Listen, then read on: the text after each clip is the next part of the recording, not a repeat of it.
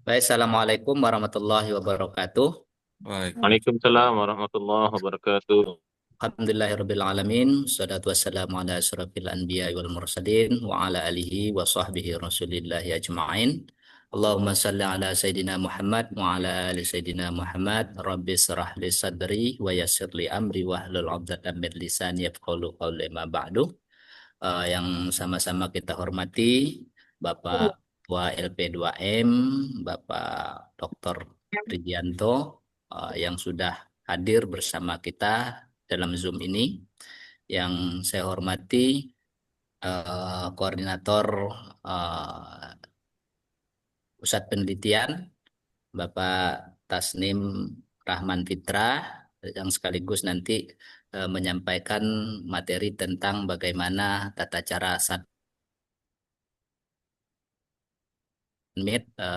proposal pengabdian melalui aplikasi Kitab Dimas.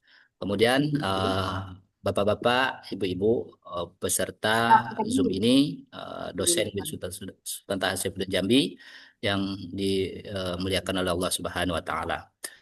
Pertama, puji dan syukur kita panjatkan kepada Allah Subhanahu wa taala, berkat hidayah dan taufiknya lah kita bisa hadir dalam kegiatan sosialisasi apa namanya bantuan pengabdian kepada masyarakat ini dalam keadaan sehat walafiat.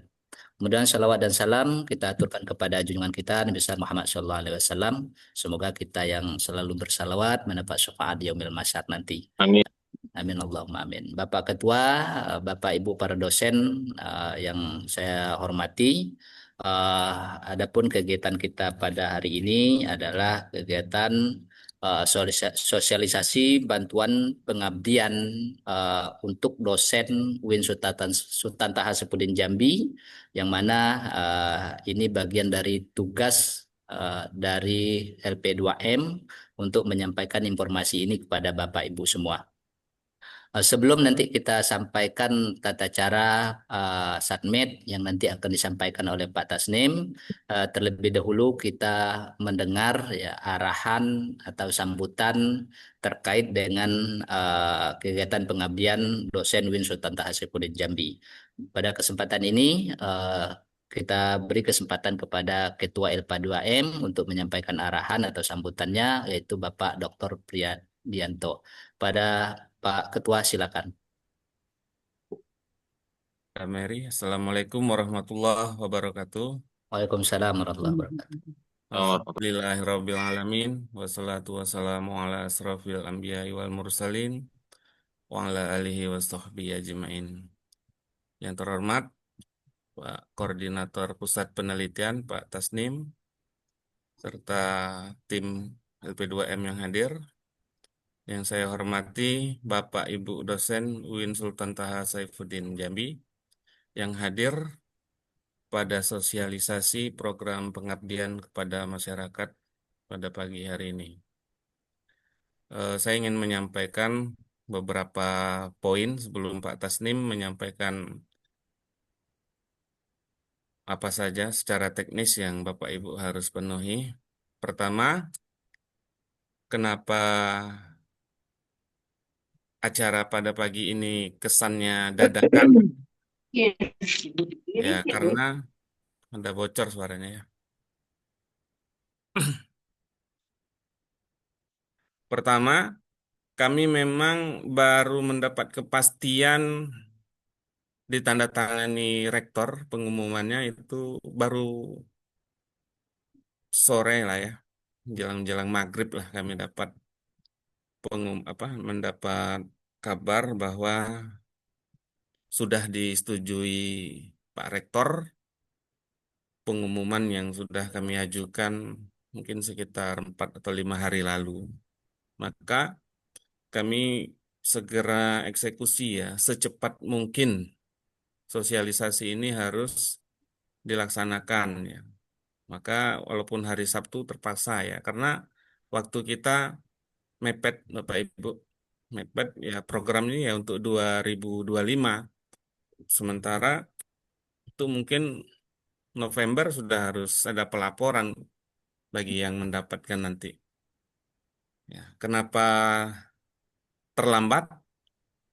Kedua, ya karena efisiensi ya. Sebetulnya dari awal itu kan memang sudah nol ya Bapak Ibu. Dinolkan program penelitian dan pengabdian. Kemudian ada relaksasi, LP2M diminta untuk eh, menyelenggarakan PKM. Mudah-mudahan juga nanti yang sudah yang penelitian yang Pak Tasnim kemarin itu juga ada apa ya, ada informasi baik. Jadi kenapa terlambat ya karena memang baru dapat ya, memang baru dapat kepastian. Kemudian Bapak Ibu perlu kami sampaikan bahwa anggarannya yang diberi itu hanya 20 proposal riset ya Bapak Ibu. 20 proposal riset nanti dibagi 10 prodi dan 10 kelompok. Jadi silahkanlah Bapak Ibu ber, apa ya memberikan proposal terbaik Bapak Ibu gitu. Nanti biarkanlah reviewer yang memberikan penilaian. Begitu Bapak Ibu. Jadi untuk program ini ini bukan apa ya, artinya bukan program misalnya untuk profesor. Ini bukan berarti Bapak Ibu kalau ada yang profesor itu otomatis dapat karena ini bukan program untuk profesor, tapi untuk seluruh dosen ya. Kalau misalnya Bapak Ibu profesor, kalau kata reviewernya oke ya oke gitu. Jadi tidak ada spesialis. Ya. Mudah-mudahan ke depannya kalau sudah membaik anggarannya mungkin kan kalau kita harap mungkin memang ada program untuk profesor. Tapi yang ini enggak ya Bapak Ibu. Semua dosen berhak gitu. Jadi silahkanlah Bapak Ibu nanti saya harap gitu ya untuk memberikan proposal terbaiknya yang di lobbynya reviewernya ya. Jangan pimpinannya. Silahkanlah di lobby dengan apa ya ide-ide cemerlang Bapak Ibu gitu ya. Kemudian ketiga, saya berkomitmen ini untuk program-program penelitian, pengabdian yang di UIN itu pejabat LP2M tidak boleh mengajukan Bapak Ibu. Jadi jangan khawatir nanti orang LP2MB itu yang dapat enggak Bapak Ibu. Jadi kalau pejabat LP2M mau dapat silahkan ajukan ke Jakarta penelitian dan pengabdian. Jadi risiko jadi pejabat LP2M seperti itu. Tidak ada dapat agenda-agenda riset dan pengabdian yang dari LP2M-nya. Pak Tasnim itu tidak bisa dapat program ini. Silahkan mengajukan ke Jakarta. Jadi Bapak Ibu jangan khawatir. Untuk kami yang pejabat-pejabat tidak akan dapat ini. Silahkanlah eh, berkompetisi secara sehat dengan program yang sedikit ini. Jadi mari kita manfaatkan yang 20 ini Bapak Ibu ya. Sangat sedikit sebetulnya. Ya, tapi jadilah kan daripada tidak ada sama sekali. Mudah-mudahan ada ide-ide Bapak Ibu yang cemerlang-cemerlang ya bisa masuk ke dalam 20 program ini. Kemudian nanti setelah ini hasil dari rekamannya akan di-share ke YouTube bagi Bapak Ibu yang belum berkesempatan untuk hadir bisa menontonnya ulang nanti ya. Karena kalau saya lihat di sini partisipannya 50. Kalau orang LP2M-nya saja 5 ya paling dosennya ada 45 orang. Jadi nanti kita akan share artinya kita sebagai LP2M sudah memberikan informasi dan sudah sosialisasi, sudah menjalankan tanggung jawab untuk menyampaikan sosialisasi ini, walaupun kesannya dadakan ya, karena memang programnya dadakan ya, tiba-tiba kita dapat perintah untuk menyelenggarakan ini. Demikian, Bapak Ibu, kita dengarkan Saya pun sebetulnya belum tahu juga nih secara teknis ini ya yang terbaru dibuat Pak Taksim karena memang benar-benar dadakan gitu ya. Kita lihat saya juga mau mendengar Pak Taksim ini gimana. Yang jelas sama lah seperti tahun kemarin ya Bapak Ibu. Dari makanya Pak Zawaki nanya ke saya kan saya belum mau jawabnya ya Pak Zawaki. Kita dengar Pak Tasnim saja. Terima kasih. Allahumma fiq ila aqwamit thariq. Assalamualaikum warahmatullahi wabarakatuh. Terima kasih Pak Waalaikumsalam. Damiri. Waalaikumsalam Assalamualaikum warahmatullahi warahmatullahi wabarakatuh. wabarakatuh. Baik, terima kasih Bapak Ketua LP2M, Bapak Dr. Pridianto. Mungkin kita langsung saja pada Pak Tasnim terkait dengan tata cara submit proposal eh, pengabdian melalui aplikasi Litab Dimas. Karena saya pernah beberapa tahun kebelakangan ini banyak yang tidak diajukan. Dia mengupload tetapi tidak mengajukan. Nah, ini perlu juga eh, apa namanya nanti Bapak Ibu dosen pengaju itu harus menyelesaikan sampai-sampai apa namanya proposal itu terkirim. Nanti Bang Tasnim menjelaskan secara detail itu. Karena tahun kemarin ada beberapa dosen itu saya sudah masukkan, tetapi di dalam aplikasi belum diajukan. Jadi tidak terdeteksi bagi kami bahwa proposal itu diajukan gitu. Mungkin itu, mungkin langsung saja kepada Pak Tasnim sebagai narasumber terkait dengan menjelaskan tata cara bagaimana submit proposal melalui Litab Dimas Win Sultan Saifuddin Jambi. Kepada Pak Tasnim kami silakan. Baik, Assalamualaikum warahmatullahi wabarakatuh. Waalaikumsalam warahmatullahi wabarakatuh. Alhamdulillahirabbil alamin. Terima kasih kita ucapkan kepada Pak Damiri selaku moderator, yang kami hormati Pak Ketua LP2M, kemudian Bapak Ibu yang hadir pada kesempatan yang berbahagia ini tidak bisa kita sebutkan satu persatu. Pertama kali kita ucapkan terima kasih kepada Bapak Ibu yang sudah berkenan hadir pada kesempatan kali ini. Izin saya share screen. Baik.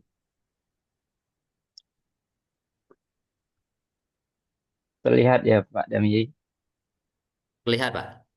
Ah, Sebetulnya inti dari yang akan kami sampaikan pada pagi hari ini adalah sosialisasi penerimaan proposal pengabdian kepada masyarakat tahun 2025. Mungkin cepat saja Bapak Ibu, tadi sudah disampaikan oleh Ketua LP2M bahwa ada beberapa hal yang kemudian menyebabkan eh, pembukaan proposal pengajuan pengabdian kepada masyarakat tahun 2025 ini terkendala, termasuk juga kemudian penelitian yang sekarang masih juga proses pelaksanaan setelah seminar proposal penelitian kemarin. Dan alhamdulillah beberapa waktu yang lalu kami menerima informasi bahwa akan ada pembukaan penerimaan bantuan pengabdian kepada masyarakat untuk dosen UIN Sultan Toha Saifuddin Jambi. Sebelumnya kami mohon maaf Bapak Ibu tidak bisa menyiapkan slide dengan baik ya. Mungkin hanya fokus kepada isinya saja bahwa klaster pengabdian kepada masyarakat PKM tahun ini kita bagi menjadi dua klaster. Ya, tentu adalah klaster PTKIN UIN Sultan Toha Saifuddin Jambi. Yang pertama adalah PKM berbasis prodi dan kemudian PKM berbasis komunitas. Nah, kuota yang kita sediakan, yang tersedia berdasarkan ketersediaan anggaran kita pada tahun ini tidak banyak Bapak Ibu, kurang 10 kuota daripada tahun kemarin. Kalau tahun kemarin sekitar 30 lebih, ya sekarang hanya 20. PKM berbasis prodi itu 10, sementara PKM berbasis komunitas itu juga 10. Semuanya 20. Nah, dana per PKM itu bisa dilihat di slide kami.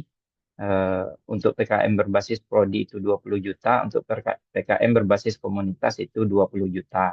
Pengalaman juga dari penelitian kemarin, ada beberapa dosen itu yang membuat anggarannya sesuai dengan batas maksimal anggaran yang diperbolehkan di Litab Dimas.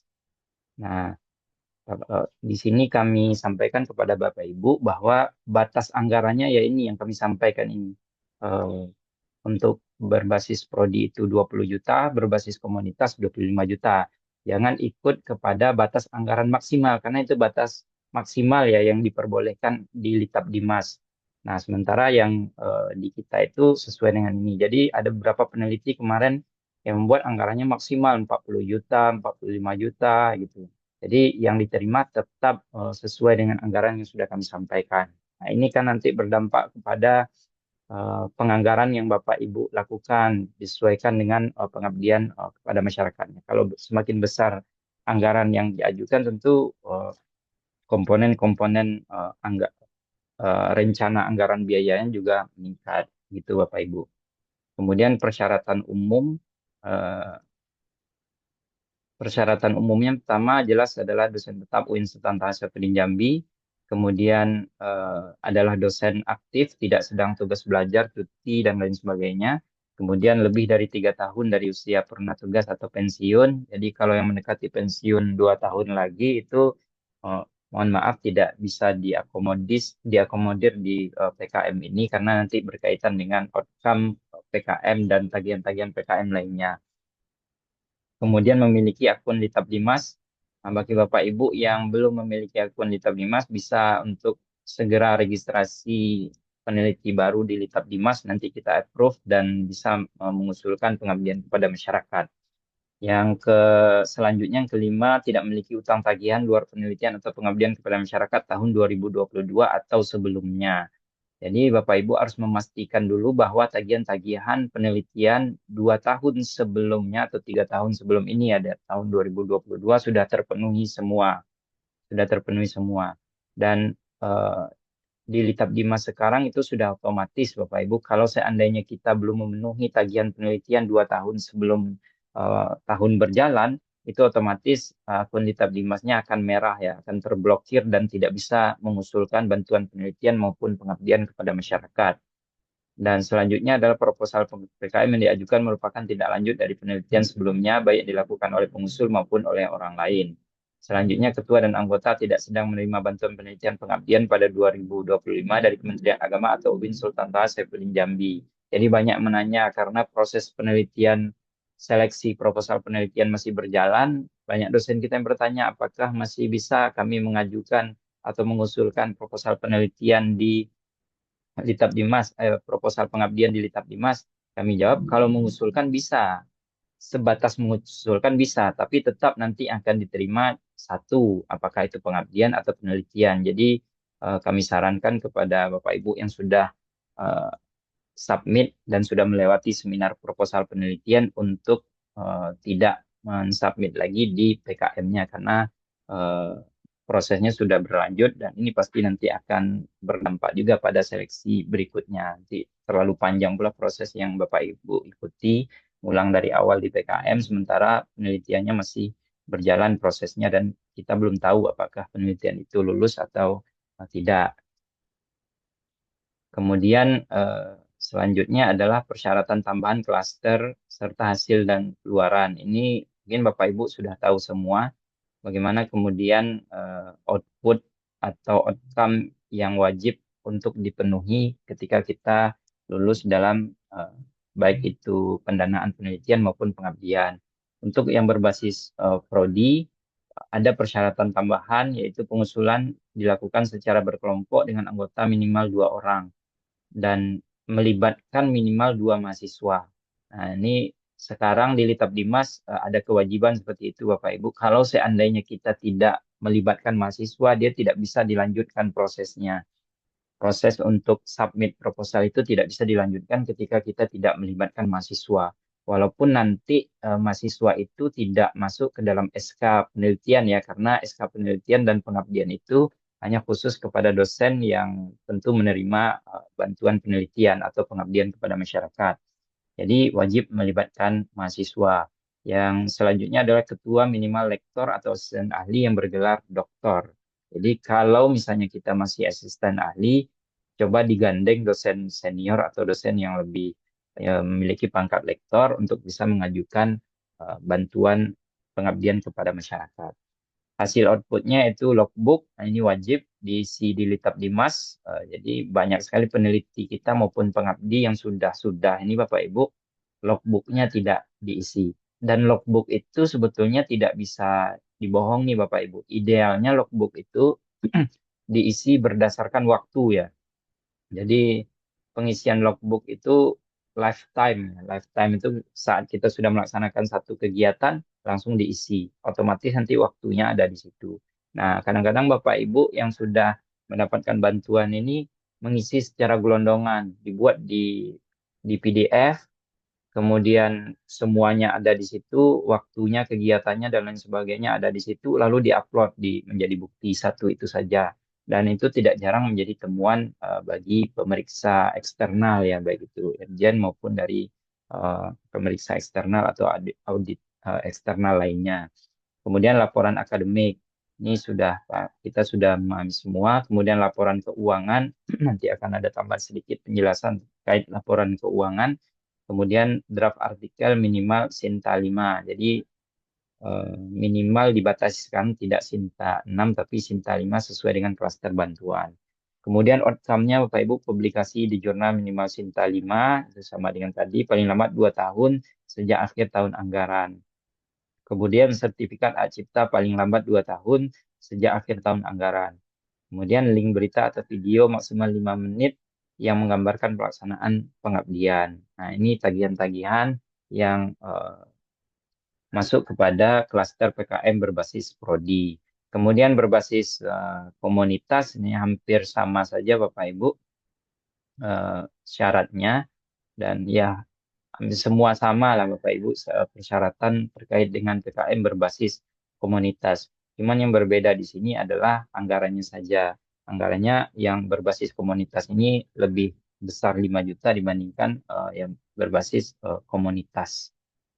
Nah, begitu Bapak Ibu. Nanti ini bisa dilihat lagi nanti di link YouTube yang akan kami upload setelah kegiatan ini berakhir.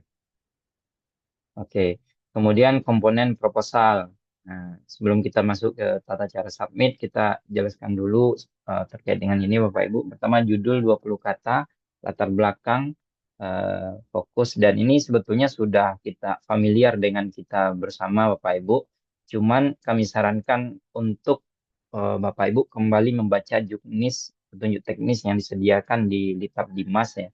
Mungkin nanti akan kami share juga di sini. Karena banyak sekali baik itu penelitian maupun pengabdian yang sudah kita laksanakan itu, khususnya yang terbaru ya penelitian kita kemarin, itu yang bermasalah adalah bagaimana kemudian peneliti yang sudah membuat proposal penelitiannya itu tidak mengikut kepada sistematika yang tersedia di juknis yang sudah disediakan oleh Kementerian Agama dalam hal ini di Dimas. Sehingga reviewer itu langsung saja memberikan tanggapan berkaitan dengan itu. Misalnya, ini proposalnya tidak sesuai dengan sistematika.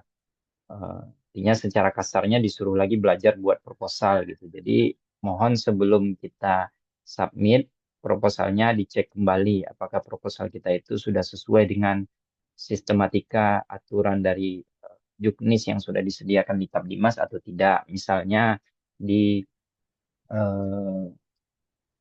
apa ya bagian kita contohkan satu, misalnya di metodologi pengabdian.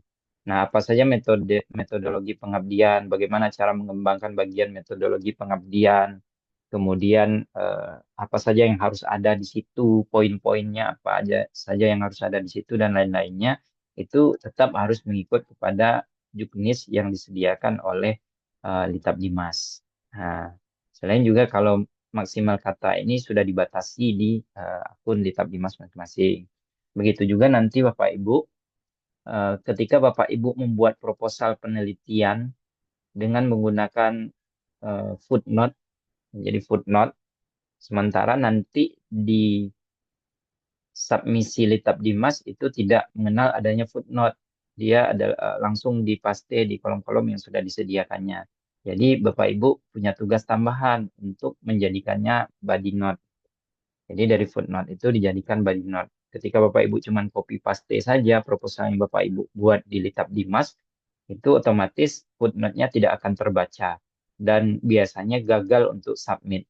Nah, walaupun nanti berhasil untuk submit, dia footnote-nya tidak terbaca, nanti reviewer akan melihat seolah-olah proposal ini tidak memiliki referensi sama sekali. Itu tentu akan sangat mengurangi nilai dari review substansi yang dilakukan oleh reviewer masing-masing. Nah, ini perlu dicermati hal-hal yang sebetulnya teknis Bapak Ibu, tapi ini sangat menentukan sekali bagaimana kemudian penilaian reviewer dilakukan di poin-poin tersebut.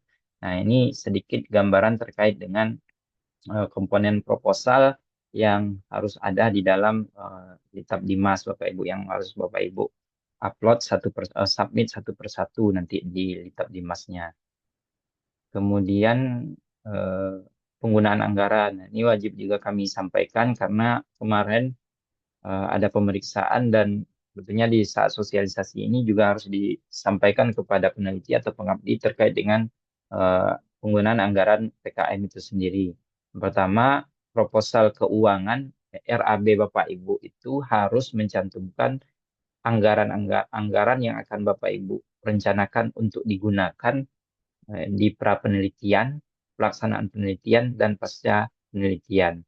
Jadi tahap-tahapan itu harus diuraikan secara rinci Bapak Ibu, karena ya kita sudah memakai SBK sekarang, tapi tidak bisa kita pungkiri ketika pemeriksaan berlangsung, tidak jarang juga laporan keuangan rigid itu tetap diminta oleh pemeriksa. Jadi ini tetap kita minta kepada Bapak Ibu, bukan berarti kita tidak mengikuti SBK, tetapi memang proses pemeriksaan yang berlangsung di, ya katakanlah di negara kita ini ya tetap seperti itu Bapak Ibu. Nah, makanya kalau kita lihat di BRIN, kemudian di LPDP ya, itu dia tetap menggunakan SBM Bapak Ibu. Walaupun sebetulnya kita sudah beralih ke SBK gitu. Makanya tetap laporan keuangan ini dibuat rigid dan detail, sedetail-detailnya. Nah, untuk pedomannya Bapak Ibu bisa nanti melihat Peraturan Menteri Keuangan Republik Indonesia Nomor 39 Tahun 2024 tentang standar biaya masukan tahun anggaran 2025. Apa saja yang boleh masuk ke situ, apa saja yang tidak. Karena anggaran ini juga menjadi bagian dari penilaian reviewer. Apakah anggarannya logis atau tidak. Misalnya Bapak Ibu menggunakan untuk anggaran transportasinya 50%. Nah, itu tidak logis dan pasti nilainya akan berkurang, akan minim di reviewer terkait anggaran gitu kan. Atau bahan sekali pakai 70%. Nah, itu tidak logis karena ya harus disusun secara proporsional Bapak Ibu dalam penentuan laporan anggarannya. Kemudian mekanismenya, pengusul mengunggah proposal PKM melalui aplikasi Litab 5 seperti biasa.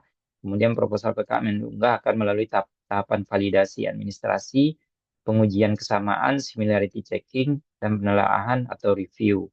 Kemudian akan dilanjutkan pada proses berikutnya. Proposal PKM yang tidak lolos dalam satu tahapan sebagaimana di atas tidak akan diikutkan dalam tahapan berikutnya. Batas maksimal uji kesamaan similarity checking adalah 20%. Nah, ini perlu juga kita disclaimer Bapak Ibu. Di dalam peraturan terakhir ya, SK terakhir yang berlaku di UIN kita itu 25% ya, 25%. Dan terkait penelitian terakhir itu bahkan lebih dari 30%. Tapi kemarin saat penelitian Litab Dimas itu mengubah apa namanya, orang pusat itu langsung mengubah, bukan sudah berdasarkan keputusan mereka, tiba-tiba langsung mengubah batas uji maksimal kesamaan itu dari sebelumnya boleh lebih dari 30% menjadi maksimal 20% Bapak Ibu. Akhirnya teman-teman yang punya proposal yang sudah disubmit di Litab Dimas yang kebetulan punya kesamaan atau similarity-nya itu lebih dari 20% langsung tertolak. Makanya kemarin itu Bapak Ibu banyak bertanya, kok saya ditolak ini? Saya itu masih kurang dari 30%. Nah, ternyata secara otomatis sistem di Litab Dimas itu menurunkan itu tanpa pemberitahuan kepada kita terlebih dahulu Bapak Ibu.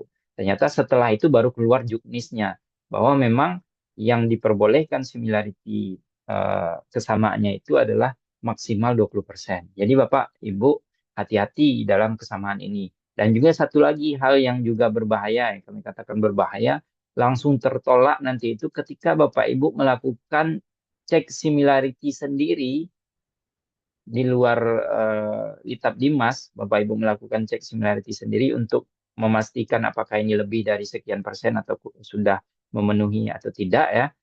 Tapi Bapak Ibu lupa eh, menghindari repositorinya. Jadi kan kalau kita melakukan cek similarity itu harus dibuat no repository. Tujuannya adalah agar proposal kita itu tidak tersimpan secara otomatis ke bank datanya Turnitin. Tapi sebagian Bapak Ibu tidak menyadari ini, membuat dia repositori. Akhirnya proposal yang sudah Bapak Ibu cek di Turnitin akan tersimpan di bank datanya Turnitin. Akhirnya setelah dicek lagi nanti di akun Litab Dimas, proses pengecekan similarity, akhirnya proposal itu akan dinilai similarity-nya lebih dari 90%. Nah, ini hati-hati Bapak Ibu. Ketika sudah lebih dari 90%, otomatis ya, itu akan tertolak di sistem. Nah, begitu Bapak Ibu. Kemudian deadline submit proposal. Deadline submit proposalnya adalah 18 Agustus 2025. Jadi ada waktu sekitar berapa nih, 8 hari, 9 hari ya Bapak Ibu. Untuk Bapak sekitar 10 hari lah untuk melihat lagi proposal yang sudah Bapak Ibu buat, kemudian mensubmitnya di Litab Dimas. Kemudian lain-lainnya aplikasi Litab Dimas per pagi ini belum dibuka oleh admin pusat, masih menunggu dibuka, tapi sudah disetujui oleh Direktur PT KAI, jadi siapkan proposal Bapak Ibu dahulu. Kemudian pengusul yang telah mendaftar bantuan penelitian 2025, baik pusat maupun PT KIN, dapat mengusulkan bantuan PKM. Namun pengusul otomatis akan gugur, tidak dapat diganti jika dinyatakan lulus bantuan penelitian. Nah ini bagi yang sudah mengikuti proses penelitian ya, saran kami saja tidak perlu Bapak Ibu ikut di PKM, itu saran kami. Tapi kalau Bapak Ibu ingin ikut juga di PKM silakan, tapi otomatis nanti akan gugur. Kemudian pengusul yang pernah mendapatkan bantuan penelitian atau PKM 2022 dan sebelumnya harus mengisikan luaran penelitian atau PKM agar lolos validasi. Nah, jadi nanti Bapak Ibu yang belum cek akun Litab Dimasnya, silahkan nanti dicek Litab Dimasnya merah atau sudah tidak merah gitu. Ada pemberitahuan atau tidak. Kalau ada pemberitahuan di situ, beberapa waktu terakhir kan pemberitahuan yang ada di Litab Dimas itu terkait dengan sinkronisasi dengan akun Sinta. Itu mesti disinkronisasi dulu. Yang kedua, pemenuhan outcome. Ada artikel penelitian atau PKM tahun 2022 yang belum terpenuhi, 2022 atau sebelumnya yang belum terpenuhi, maka harus dipenuhi itu dulu agar agar tidak terblokir. Dan selanjutnya adalah Bapak Ibu yang belum mensubmit abstrak. Nah, abstrak ini wajib disubmit di Litab Dimas. Kalau seandainya tidak disubmit, ya otomatis akan terblokir. Khususnya penelitian atau pengabdian masyarakat yang dilaksanakan tahun 2022 ke belakang. Kemudian link Juknis itu bisa dilihat di sini lengkap Bapak Ibu yang sudah dibuat oleh Litab Dimas, dalam hal ini Kementerian Agama, mulai dari penulisan proposalnya seperti apa dan bagaimana cara submisi di Litab Dimas. Nah, mungkin itu saja yang bisa kami sampaikan Bapak Ibu. Kami sebetulnya ingin menunjukkan bagaimana cara submit proposal di Litab Dimas terkait dengan pengabdian masyarakat ini. Tapi per pagi hari ini untuk klaster bantuan PKM belum dibuka oleh admin pusat. Nah, kita berdoa mudah-mudahan bisa cepat dibuka kembali sehingga Bapak Ibu sudah bisa melakukan submisi proposalnya masing-masing. Mungkin demikian yang bisa kami sampaikan, Bapak Ibu semua. Eh, Kami ucapkan terima kasih. Mungkin kalau ada sesi tanya jawab, kita bisa masuk sesi tanya jawab. Kami kembalikan kepada Pak Damiri. Terima kasih Bang Tasnim yang telah menyampaikan terkait dengan sosialisasi bantuan pengabdian kepada masyarakat, khususnya untuk dosen Win Jambi. Mungkin kita ada sesi tanya jawab sedikit Pak Tasnim ya, biar kawan-kawan atau Bapak Ibu dosen yang belum jelas bisa langsung tanya dengan Pak Tasnim atau dengan Pak Ketua nanti. Oke, silakan Pak Iqbal Rahman. Baik, terima kasih Pak Damiri, terima kasih Pak Tasnim, terima kasih Pak Ketua Pak Pridianto. Mohon izin ini Pak Damiti, mungkin Ya, silakan. yang tadi disampaikan dengan Pak Tasnim itu mungkin bisa di-share di mana nanti mungkin materinya. Nah, saya kira karena memang limit ya, 10-10 kalau nggak salah tadi ya, 10 program studi, 10 komunitas, ya pada akhirnya ya Alhamdulillah, dan mudah-mudahan LP2M punggawanya sehat selalu. Itu aja. Terima kasih. Baik, terima kasih Pak Iqbal. Jadi mungkin langsung gimana Pak Tasnim? Responnya Ya, atau insya langsung? Allah nanti di share Ustadz Iqbal. Cuman tadi karena tadi sudah diawali juga dengan Pak Ketua dan mungkin ada tambahan lagi nanti dari Pak Ketua. Tapi yang perlu kita sampaikan Bapak Ibu semua eh, terkait dengan kuota yang sangat minim ya 20 kita cuma punya 20 kuota dan semua proses itu sejak tahun 2024 itu sudah di Litap Dimas Bapak Ibu. Semuanya sudah terpantau di Litap Dimas dan ini pun kita kemarin mungkin terpantau juga ketika UIN Jambi tidak progres penelitian maupun PKM terpantau juga di Litap Dimas. Dan seleksi yang kita laksanakan ini Bapak Ibu sebetulnya ya itu tidak ada campur tangan sama sekali dari LP2M. Reviewer kita dari luar, ada juga reviewer internal, ada juga reviewer dari luar. Dan itu sama sekali kita tidak bisa untuk intervensi reviewer memberikan nilai berapa, meluluskan siapa, dan lain-lain. Jadi sangat kecil sekali dan peneliti ini tidak bisa di akun Litap Dimas Bapak Ibu coba dilihat tidak bisa kita tahu siapa reviewer. Maka kemarin itu saat seminar proposal ya Pak Iqbal ya. Saya itu terlanjur share itu eh, seminar proposal yang jadwalnya yang ada reviewernya. Nah, coba cepat ditarik kembali. Saking saking hati-hatinya Bapak Ibu untuk itu. Sehingga di Litap Dimas juga sekarang itu kalau Bapak Ibu mengajukan ke pusat kalau ada nama di proposalnya itu langsung ditolak Bapak Ibu. Ini pusat ya, kalau di kita masih itu, masih. Walaupun di Litap Dimas nanti di akun reviewernya akan tetap terlihat ya. Tapi kalau di pusat, di proposal Bapak Ibu itu, kalau ada ya nama peneliti, identitasnya otomatis langsung tertolak. Ini banyak yang bertanya-tanya kemarin. Jadi seperti itu sekarang rigidnya eh, kehati-hatian orang pusat Bapak Ibu. Karena mungkin juga sudah banyak terjadi beberapa dan lain hal ya terkait dengan penelitian ini. Nah, itu jadi persaingannya ketat ini Bapak Ibu dan kami mohon maaf kalau saya pribadi ya mungkin tidak bisa punya intervensi apa-apa untuk meluluskan siapa yang lulus dan lain sebagainya. Dan semuanya itu sudah terjadi begitu saja di Litap Dimas, Bapak Ibu. Nilai dari reviewer segini, reviewersnya ada dua pula. Ada reviewer satu, ada reviewer dua.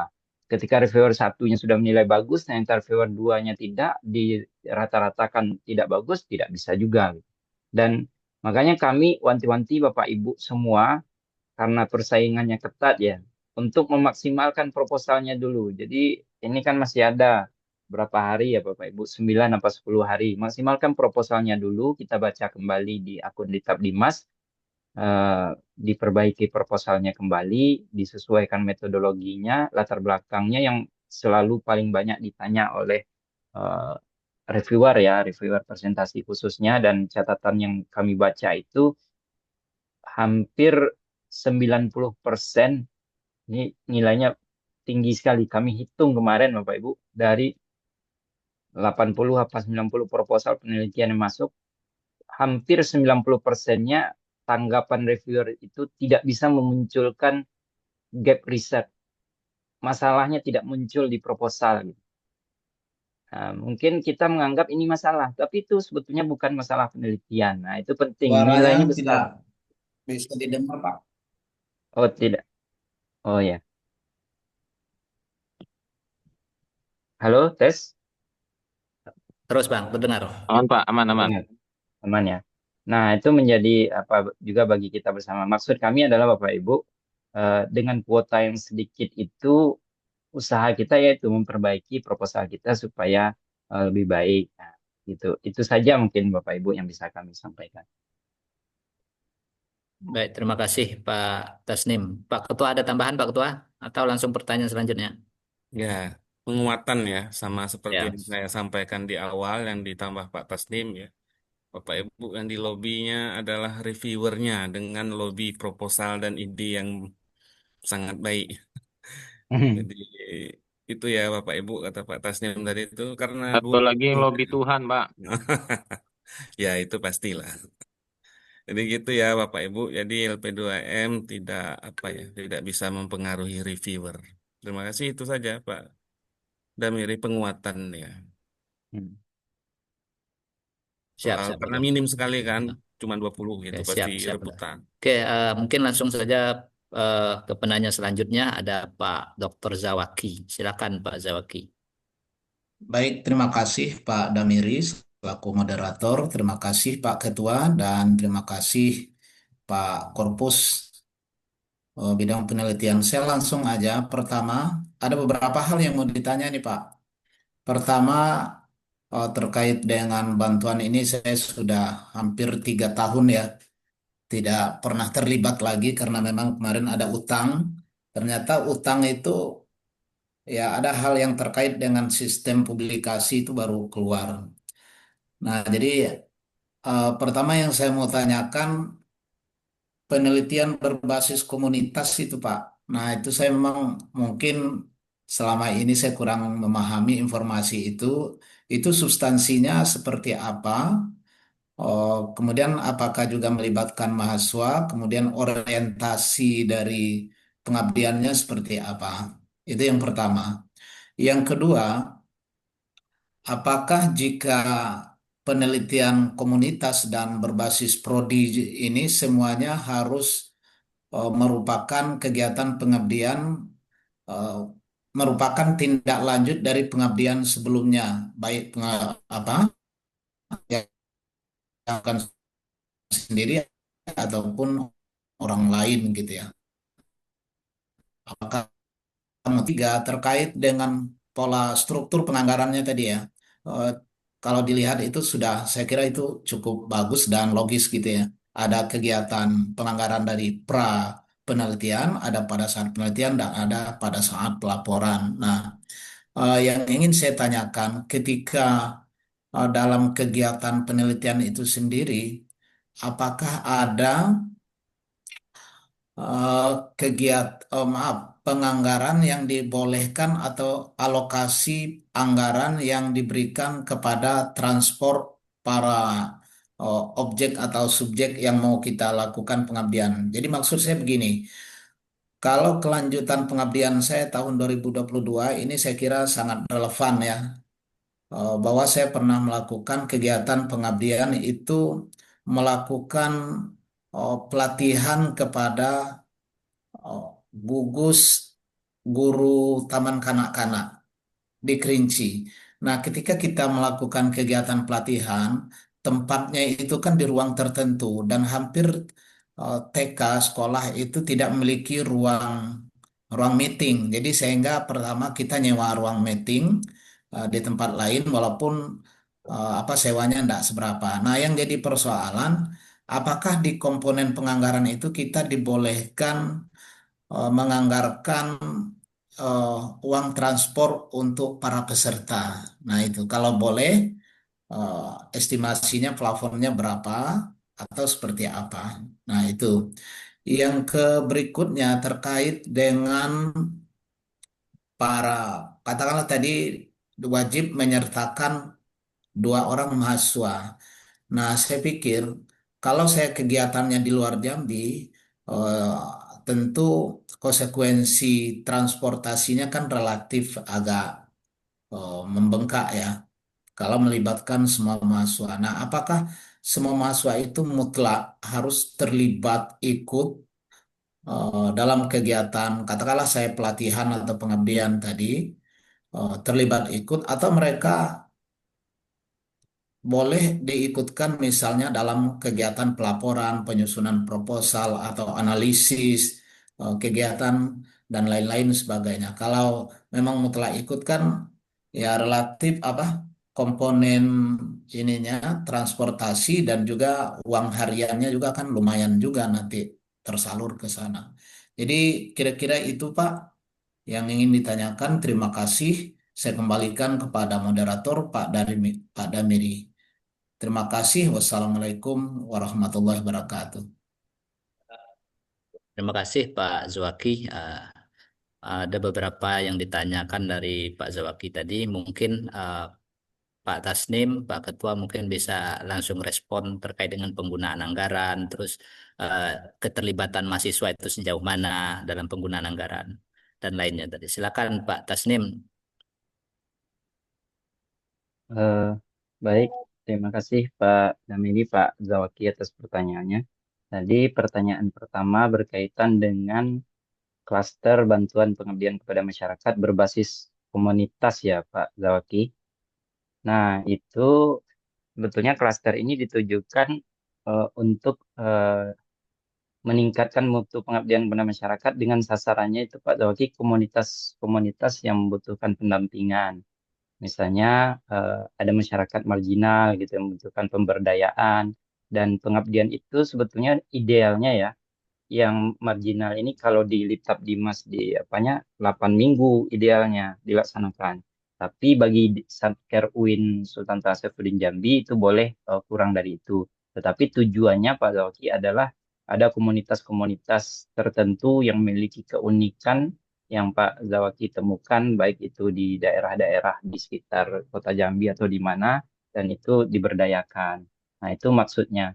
Nah, berbeda dengan klaster yang pengembangan program studi. Kalau program studi ini kan berkaitan dengan ya yang utama itu membantu akreditasi. Nah, itu. Jadi perbedaannya seperti itu yang sebatas yang kami tahu Pak Laki. Izin konfirmasi sebelum lanjut Pak.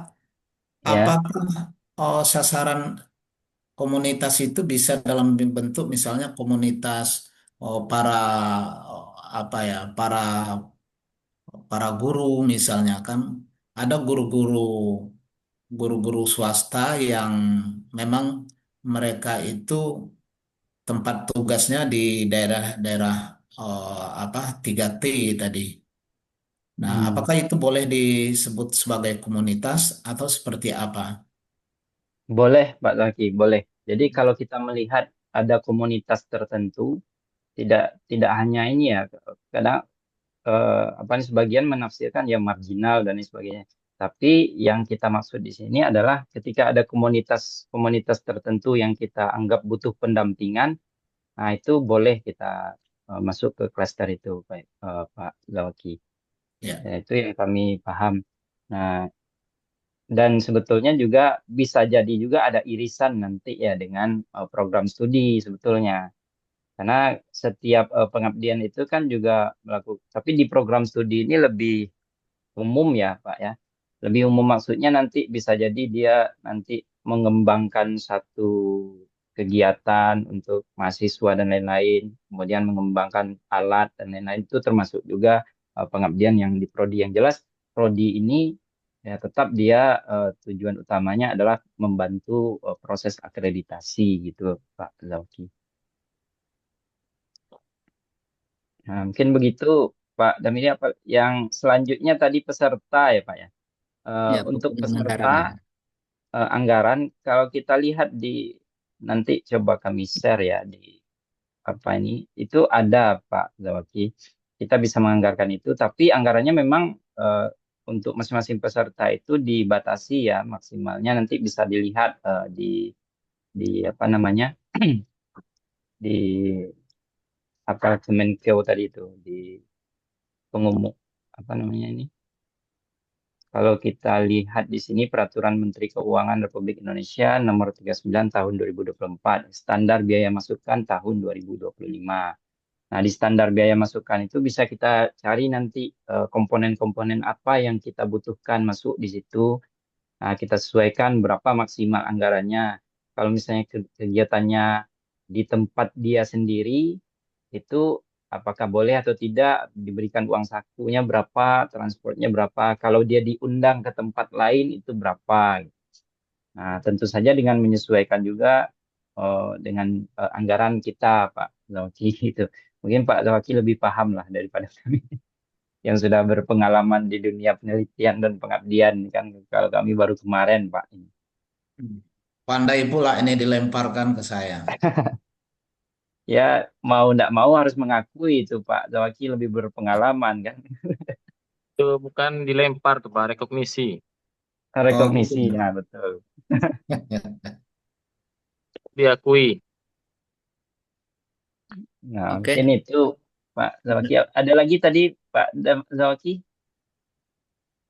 Kami share Oh ya, terkait dengan apa eh, itu keterlibatan mahasiswa itu, apakah memang mereka itu eh, terlibat penuh dalam kegiatan misalnya ke lapangan juga? Kalau penuh kan itu konsekuensinya kan jadi pembengkakan pengeluaran gitu kan. hmm. Nah, Kalau apakah berkaitan dengan mahasiswa, begitu juga dengan eh, ya mahasiswa lah Pak sebagai tim ya, tim peneliti itu mutlak diatur oleh ketua penelitinya Pak atau diatur oleh penelitinya. Apakah dia turun secara full atau seperti apa atau dia hanya dilibatkan sebagai apa oke. membantu sekretariatannya saja itu tergantung lah nanti bagaimana ketua peneliti yang mengaturnya. Keren, luar biasa. Oke, sudah Pak Tasnim ya, Pak Zawaki ya. Oke, ya, ya. Ya, Hmm. Pak Ketua ada tambahan Pak Ketua atau langsung Pak Ketua? Langsung, langsung. Oke, oke, baik.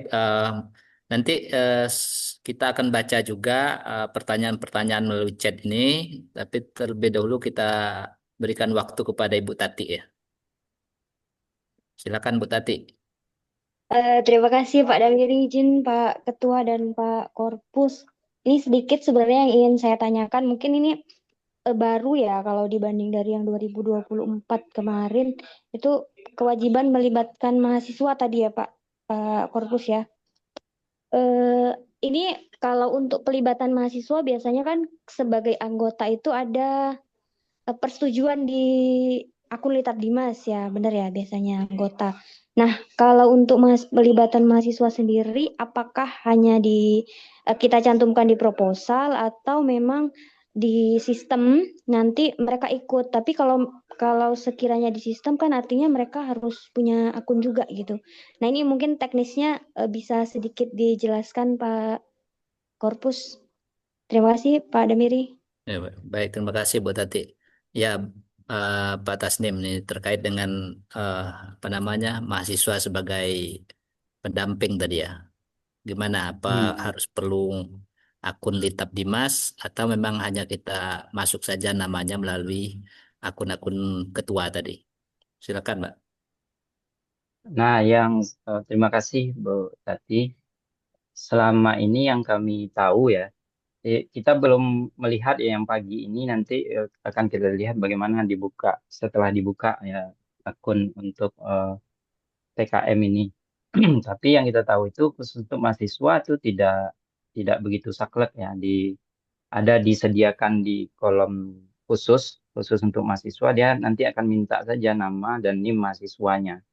Nah, kemarin terakhir kita buka itu dia tidak langsung ya sepertinya tidak sinkron juga dengan PD Dikti nampaknya. Tapi tidak tahu terakhir ini untuk yang akan datang ini kita belum tahu kan. Tapi terakhir kami buka itu dia tidak sinkron dengan PD Dikti. Kita bisa memasukkan mahasiswa di situ, nama mahasiswa dan NIM-nya. Berbeda dengan dosen. Kalau dosen itu dia pasti akan langsung connect itu. Kalau misalnya nama dosennya itu tidak ada atau dosennya berbeda, dia juga akan berbeda munculnya. Gitu. Jadi nama dosen otomatis keluar kampusnya nanti kalau tidak ada dia sebagai dosen, ya otomatis tidak akan bisa kita tambahkan. Nah, berbeda dengan mahasiswa. Tapi sekali lagi, Bu Tati, kita belum melihat yang terbaru sekarang, Ibu Tati. Jadi kami belum bisa pastikan. Tapi insya Allah bisa saja. Bisa.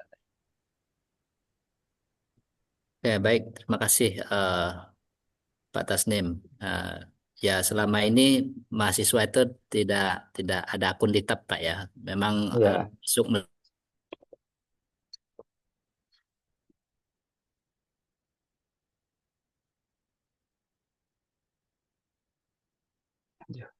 Terus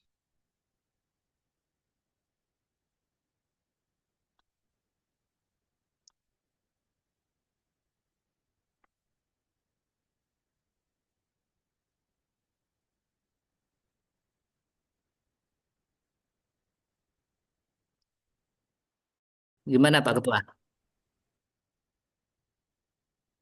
Oh ya, masuk lagi Pak Tasnim. mohon maaf tadi Oh ya, lempar. ini ada pertanyaan di chat Pak Tasnim. Hmm. Ini dia sebagai anggota dalam penelitian atau pengabdian juga tidak boleh mengajukan atau bagaimana? Dia sebagai anggota penelitian. Oh iya, Ah, sebagai anggota penelitian juga tidak bisa, Bapak Ibu. Jadi kalau sudah hmm, terlibat dalam satu penelitian, kita sudah. Tapi penelitian maksudnya ini penelitian yang sudah berjalan atau penelitian di mana ini ya? Atau penelitian di luar? Kalau misalnya penelitiannya didanai oleh eksternal, bisa, boleh. Dan hmm, mungkin untuk lulus. Tapi kalau misalnya penelitiannya itu yang didanai oleh UIN sedang berjalan sekarang atau Kementerian Agama sedang berjalan itu tidak boleh lagi. Nah, kalau seandainya penelitiannya masih proses seperti penelitian tahun 2025 ini masih proses seleksi itu boleh mengajukan, tetapi konsekuensinya nanti adalah yang akan lulus tetap satu, apakah penelitian atau pengabdian saja. Jadi nanti bisa dipilih eh, atau eh, ya bisa dipilih nanti atau sudah ditetapkan nanti apa yang duluan keluar ya kalau penelitiannya sudah di SK-kan otomatis nanti PKM-nya tentu tidak bisa dilanjutkan lagi mungkin begitu Bapak Ibu. Kayak yang ada lagi Bang Tasnim yang pertanyaan di chat itu karena dia pernah submit awal 25 tentang PKM gitu. Statusnya pengajuan bagaimana tindak lanjutnya? Apakah bisa dibatalkan untuk diperbaiki atau tetap menunggu hasil? Artinya penelitian yang proposal yang disubmit awal itu bisa diakui untuk saat ini atau tidak? Kira-kira begitu mungkin maksudnya. Oh ya. Eh, kalau eh, terkait dengan itu disubmit ulang Bapak Ibu kalau sudah submit di yang lalu itu kan klasternya udah beda ya. Ya, ya. Udah beda, tentu nanti tidak akan masuk dia ke klaster yang 2025 yang kita siapkan di tahun ini. Nanti kalau Bapak Ibu tidak submit lagi, tidak akan ketemu dia di akun, dia apa ya, keluar dia ada munfarid jamaah dia, maksudnya tidak masuk gerombolan dia, tidak masuk Ya. kelompok tahun ini dia. Jadi dia masuk di tahun itu yang masih pengajuan gitu. Jadi kalau saran kami ya ulang saja lagi Bapak Ibu daripada nanti tidak terbaca di sistem, nah, kan repot kita sudah mempersiapkan gitu. Kemudian tadi Pak Damiri ada juga pertanyaan prioritas ya, prioritas apa ini dari Pak Sukron Ahmad Sukron Prasaja Oh ini ya. apakah dari LP2M memiliki list prioritas PKM Prodi? Nah ini sudah banyak juga yang bertanya ke kami eh, berkaitan dengan list prioritas. Sebetulnya list prioritas itu tidak ada, tidak ada Pak Sukron list prioritas. Yang ada itu adalah misalnya begini, Kementerian Agama kita menentukan arkan. Arkan itu tema-tema utama penelitian yang di ya diprioritaskan oleh Kementerian Agama. Selama itu masuk ke dalam arkan yang ditetapkan oleh Kementerian Agama, ini kami bacakan ya. Ini di Juknis semuanya ada. Pertama, agama dan keagamaan. Kemudian pangan pertanian, energi, kedokteran dan kesehatan, transportasi, produksi rekayasa keteknikan, pertanian dan keamanan, kemaritiman, sosial humaniora. Jadi semuanya bisa mencakup di situ, baik dari fakultas yang sifatnya sosial humaniora, fakultas teknik dan lain sebagainya masuk. Jadi tidak masalah mengajukan dari prodi manapun, tidak ada prioritas satu prodi diprioritaskan, sementara prodi lain tidak diprioritaskan. Nah, yang menjadi prioritas di Litap Dimas itu tentu yang nilai reviewernya paling tinggi gitu. Nanti otomatis nilai reviewer yang paling rendah itu akan terseleksi secara otomatis ya.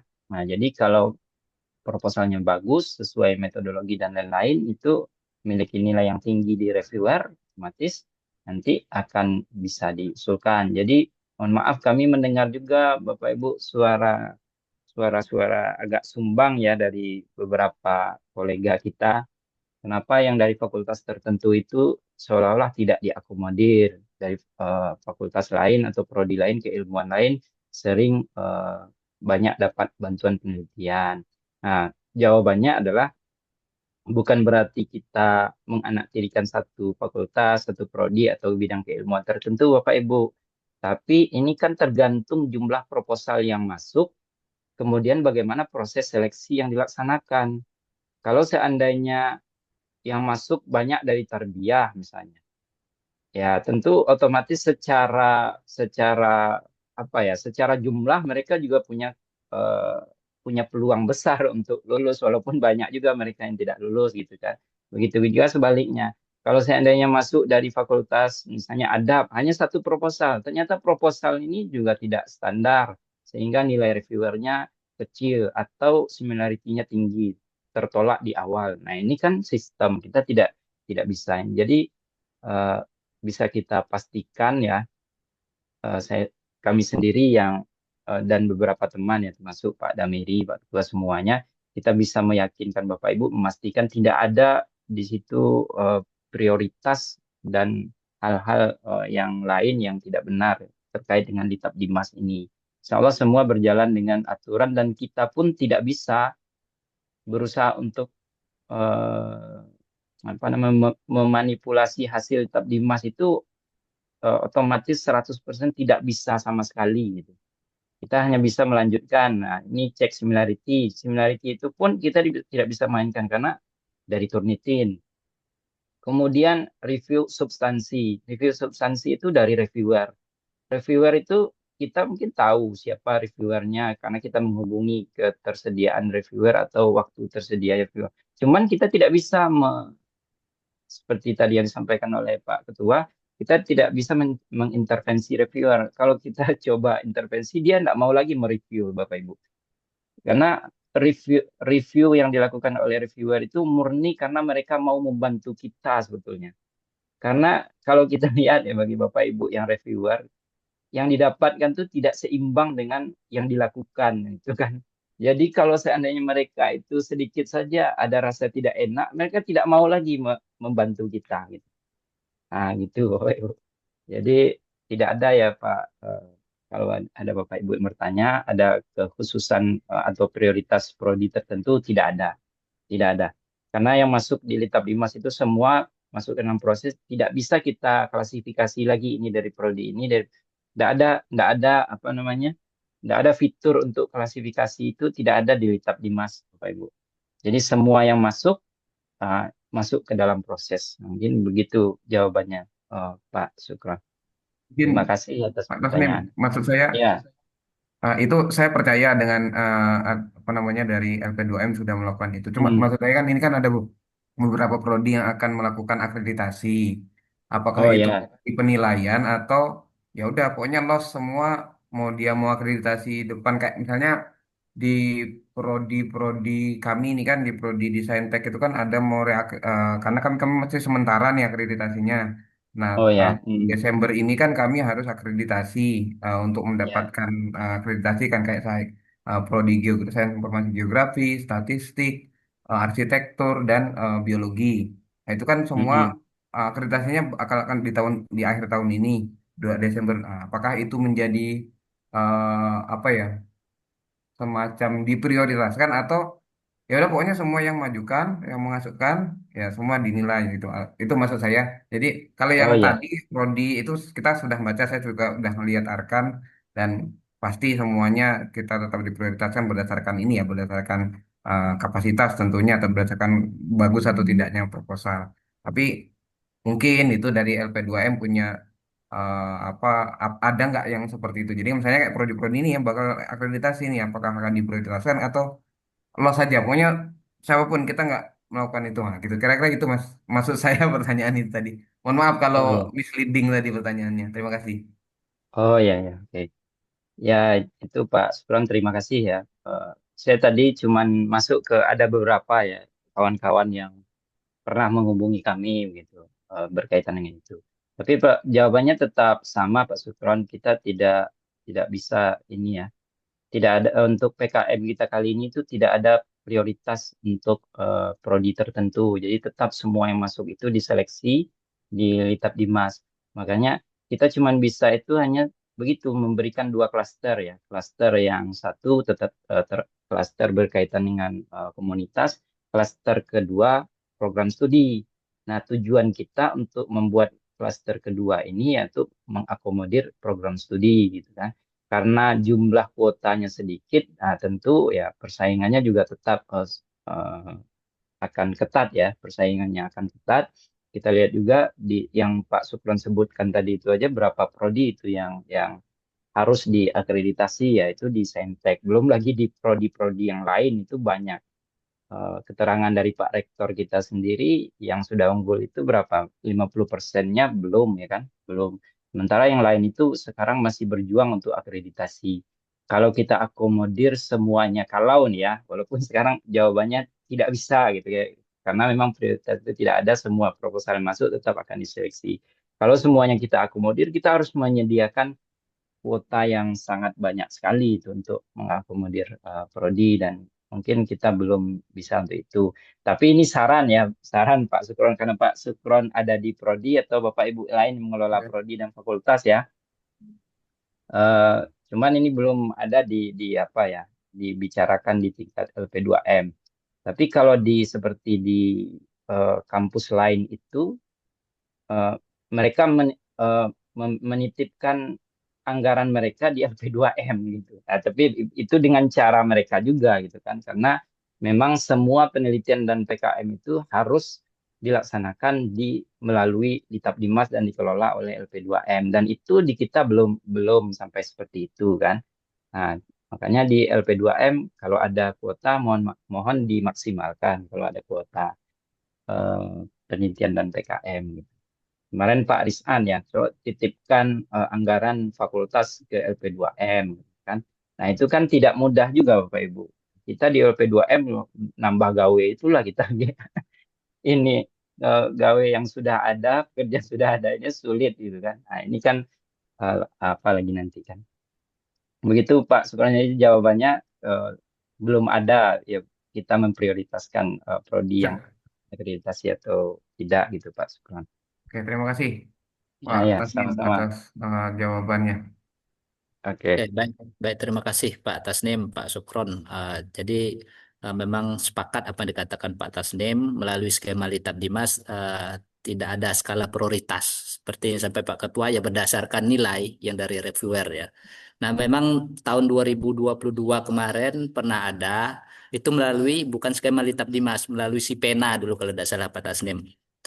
Di apa ada aplikasi di PT IPD itu memang dialokasikan oleh waktu itu Pak Ayub jadi ketua. Memang kita alokasikan kepada prodi-prodi yang mau akreditasi kemarin. Ada beberapa prodi itu dapat lima kota yang prodi yang mau akreditasi. Tetapi itu tidak melalui skema aplikasi Litap Dimas. Karena Iya. aplikasi Litap Dimas seperti yang disampaikan Pak Tasnim, Pak Ketua tadi, ya ngelobi reviewer dengan ide-ide yang ada di dalam proposal kita. Mungkin itu Pak Sukron, karena saya pernah ada yang khusus prioritas kemarin pernah saya lihat ya kasusnya seperti itu. Oke, Bapak Ibu, Bapak Ketua yang saya hormati, ini ada satu pertanyaan melalui chat ya dari Ibu Sri Rahma. Apakah proposal yang kita ajukan memang harus berdasarkan dari penelitian temuan-temuan penelitian sebelumnya atau bisa istilahnya masalah-masalah baru yang tidak merujuk pada eh, hasil dari penelitian-penelitian sebelumnya atau pengabdian sebelumnya. Gimana Pak Tasnim? Ya, terima kasih Bu Sri Rahma. Langsung coba kami tanggapi.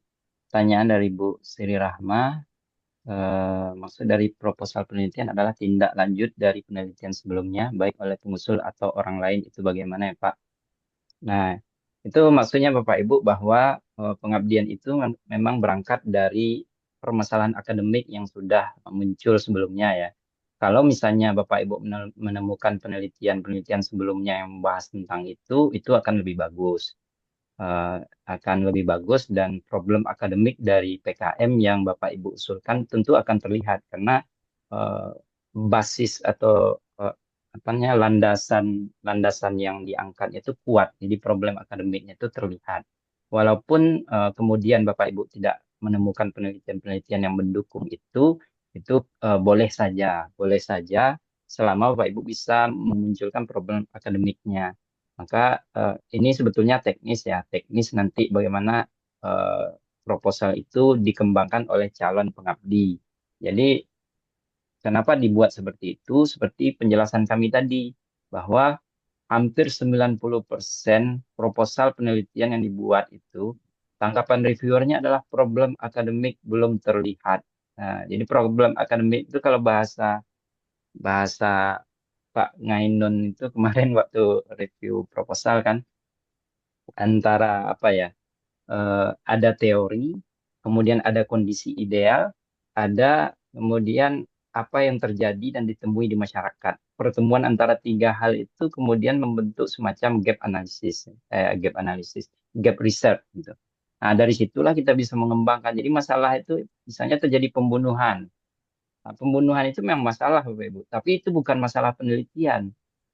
Kalau kita ingin mengembangkan pembunuhan itu ke dalam masalah penelitian, nah itu Bapak Ibu lebih paham kan bagaimana cara mengembangkan itu. Nah, maksud dari penelitian terdahulu itu ya kalau bisa PKM yang Bapak Ibu usulkan ini adalah PKM yang berangkat dari penelitian-penelitian yang sudah dilakukan terdahulu atau kemudian permasalahan penelitian itu sudah nampak permasalahan untuk kemudian yang melatari PKM ini sudah nampak sehingga itu bisa menjadi problem akademik sehingga PKM ini nampaknya memang penting untuk dilakukan gitu.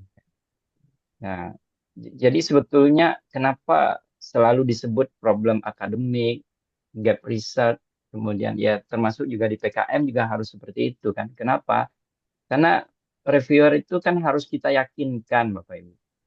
Apa pentingnya sih kita melaksanakan PKM? Nah, kalau reviewer menganggap itu tidak penting, ya apa ini tidak penting? Kalau hanya sekedar membentuk komunitas pengajian, di kampung-kampung itu sudah rutin pengajian. Ya, kenapa kita mesti masuk pula ke situ gitu kan? Nah, jadi ada hal-hal yang kemudian perlu kita lakukan untuk meyakinkan reviewer dan pembaca bahwa penelitian itu atau pengabdian masyarakat itu penting untuk kita laksanakan.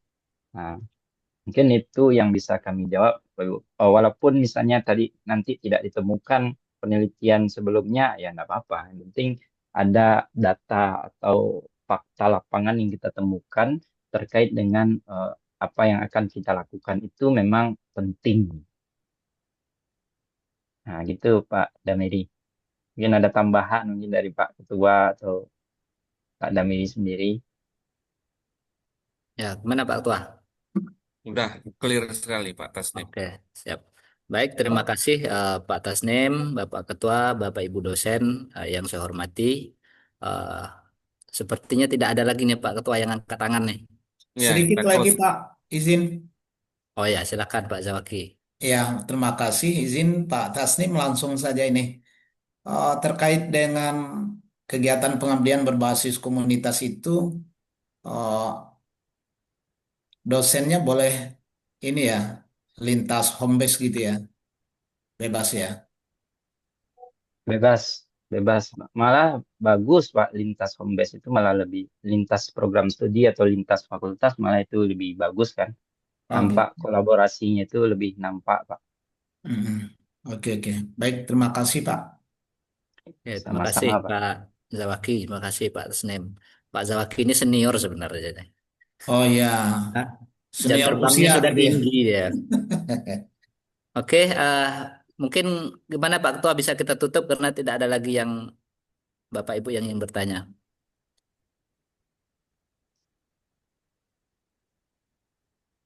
Tutup Pak ya. Oke, Atau baik. perlu diingatkan juga Pak Damiri Oh ya, apa namanya cara submit nanti kalau oh sudah ya, ya. masuk. Kita coba ini kebetulan tadi ada di Litap Dimas ya. Ya. Nah, nanti kami Oke. kirim Bapak Ibu ya, kami share ke grup-grup dosen bagaimana apa Oh ya. namanya cara mensubmit proposal ke Litap Dimas. Seperti yang saya sampaikan tadi, ada yang sudah ngajukan tapi tahap prosesnya tidak sampai selesai. Ah Tidak ya. tidak bahasanya diajukan, tapi hanya draft draft pengajuan kan.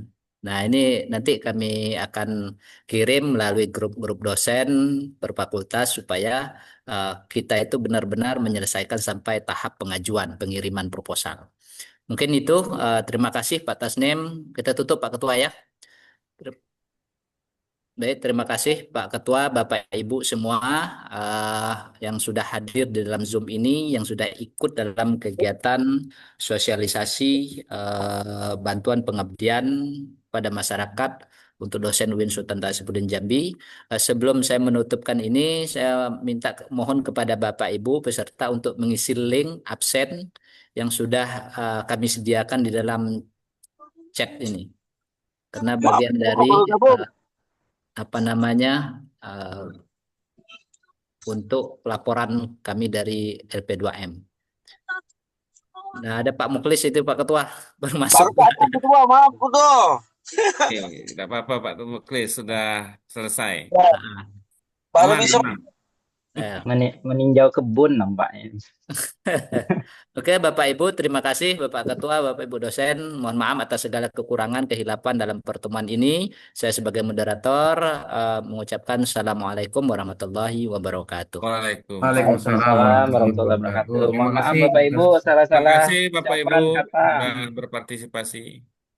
Assalamualaikum. Waalaikumsalam Waalaikumsalam warahmatullahi wabarakatuh. wabarakatuh. Bapak Ibu jangan lupa mengisi absen.